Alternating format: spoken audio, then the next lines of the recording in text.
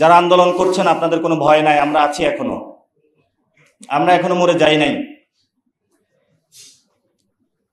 আমরা সরকারকে পরীক্ষা করতেছি, সরকার কি করতেছে দেখতেছি, তার মতি গতি। সেখানে যারা 8 দলে রয়েছেন, আমরা আপনাদেরকে বলবো, আপনারা এই দাবি আদায় করে ঘরে ফিরবেন, আপনারা এই দাবি আদায় না করে ঘরে ফিরবেন না। এবং গণভোট বাংলাদেশে হবে, বিএনপি যদি আরো 100 বছরের প্রচেষ্টা করে বাংলাদেশে গণভোট ঠেকাইতে পারবে না। কারণ গণভোট বাংলাদেশের একটি বড় অংশ চায়, যে অংশের তুলনায় বিএনপির নেতা কর্মীরা হলো চুনোপুটি, একদম সামান্য। সফলতা, আপনি এত বড় বাহিনীর সামনে কিছু দলীয় গুন্ডা নিয়ে দাঁড়াবেন কিভাবে?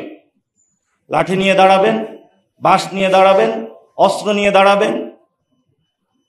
সেটা তো আওয়ামী লীগ যুবলীগ দাঁড়িয়েছিল, পেরেছে তারা? অতীত 1 বছরের শিক্ষা থেকে যদি কেউ না নেয়, তাকে শিক্ষিত করার দায়িত্ব তো এনসিপি আর নেবে না, সেটা জনগণই নেবে।